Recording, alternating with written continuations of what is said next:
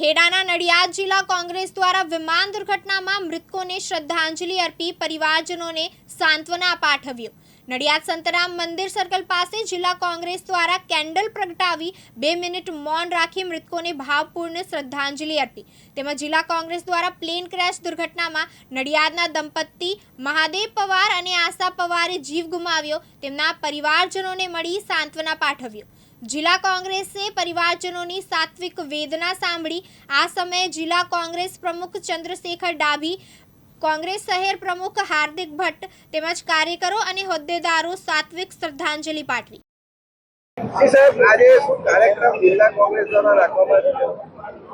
આજે કોંગ્રેસ પક્ષ દ્વારા આપ સૌ જાણો છો કે ગઈકાલે જે સમગ્ર વિશ્વને હચમચનાવી નાખનારી એવી દુર્ઘટના ઘટી છે।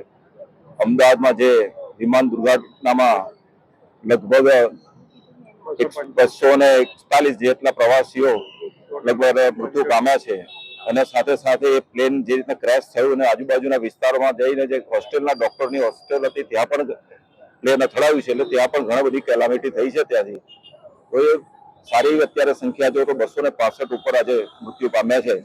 ત્યારે ખરેખર કોંગ્રેસ દ્વારા અમે એક નાનકડો એમને શ્રદ્ધાંજલિ આપતો કાર્યક્રમ એટલા માટે રાખીએ છીએ કે આ એક દુર્ઘટના એવી જબરદસ્ત છે કે સમગ્ર વિશ્વને સમગ્ર માનવતાને પણ હચમચાવી નાખનાર એવી દુર્ઘટના છે। ત્યારે એમાં અમે સૌ જેટલા બી દુર્ઘટનામાં જેટલા મૃત્યુ પામ્યા છે તમામ પરિવારજનોને એમને શક્તિ મળે અને આ જે દુર્ઘટના બની છે એમાંથી જલ્દી બહાર ઉભરે અને એવી પ્રભુને અમે પ્રાર્થના કરીએ છીએ કે ખરે તાત્કાલિક બહાર, કારણ કે આ જીવન ભૂલા એવી નથી, સમગ્ર વિશ્વને હચમચાવી નાખે એવી આ દુર્ઘટના છે। ત્યારે કોંગ્રેસ દ્વારા એક નાનો કાર્યક્રમ રાખાયો છે।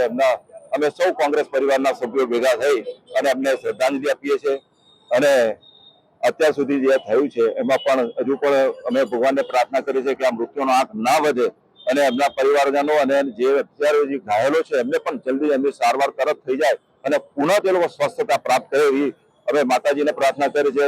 અને અત્યારે જે સંતરામ મંદિરના સાનિધ્યમાં જેની આ પવિત્ર પટાંગણમાં જે ઉભા છે મહારાજશ્રીને પણ પ્રાર્થના કરી કે આપ પણ અમને એવા આશીર્વાદ આપો અને એમને પણ એવા આશીર્વાદ આપો કે લોકો ફરી પણ પોતાનું પુનઃજીવન શરૂઆત કરે અને આ જે ઘટના ઘટી છે જે આખી જીવનભર યાદ રહે છે એ ઘટનામાંથી અમને પણ એ મુક્તિ આપો અને અમે સૌ પ્રાર્થના કરીએ અને ભવિષ્યમાં પણ આવી ક્યારેક દુર્ઘટના થાય એવી કુદરત અમે પ્રાર્થના કરીએ છીએ। ત્યારે અમે આ તમામ જે મૃતક પરિવારો છે એમના તમામ પરિવારો સાથે અમે સૌ સાથે છીએ, અમે એમની સાથે જઈને એમને માનસિક અને જે રીતે અમે એમને માનસિક ટેકો કરવા માંગીએ છીએ કે અમે તમારી પ્રાર્થનામાં તમારા દુઃખ દર્દમાં અમે બધા સાથે છીએ। ત્યારે વધુ નહીં કહેતા અમે ફરી પ્રાર્થના કરીએ છીએ કે સૌ પરિવારજનોને ફરી આ શોકાંજલિ જે છે શોકાતુર જે બધા પરિવારો બન્યા છે એમને પણ ખૂબ પ્રભુ પરમાત્મા એમને શક્તિ આપે અને ભવિષ્યમાં પણ આ શક્તિ એમની બરકરાર રહે અને આ ઘટનામાંથી જલ્દી બહાર આવી પુનઃસ્થાપના અને એમના ઘાયલોને ફરી પુનઃ શરીર સ્વાસ્થ્ય પ્રાપ્ત કરે એવી પ્રાર્થના કરું છું।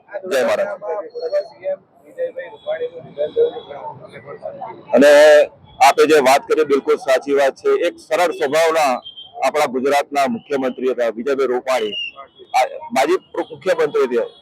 મને એવું થાય છે કે રૂપાણી જેવા આજે આમાં પણ ખરેખર એક દિલના સરળ મુખ્યમંત્રી આપણા માટે હતા કે અત્યારે કોઈ ભાજપ કોંગ્રેસ એવું છે એની પણ એક માનવતાની દ્રષ્ટિએ અમે એવું કરીએ કે અમે પણ એમને શ્રદ્ધાંજલિ આપીએ છીએ।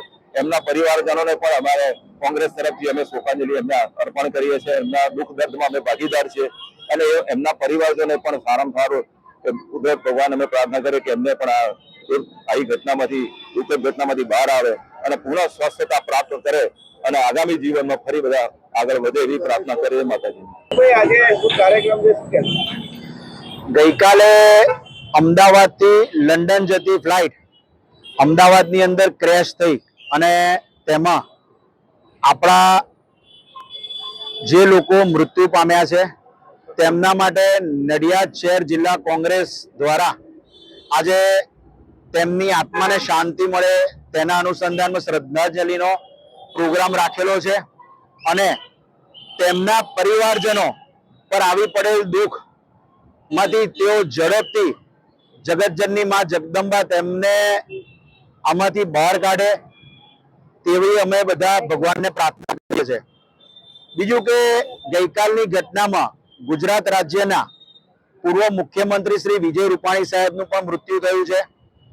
તેમના સંબંધો જ્યારે હું ભારત સરકાર મિનિસ્ટ્રી ઓફ લેબરમાં ESI બોર્ડનો સભ્ય છું અને જે તે સમયે તે મારા લેબર મિનિસ્ટર હતા.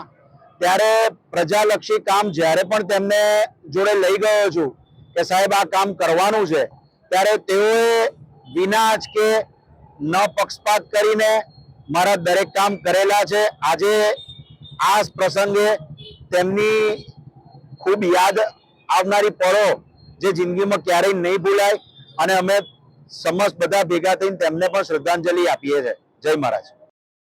તૃષાલ પંડ્યા, દિવ્યાંગ ન્યૂઝ, નડિયાદ.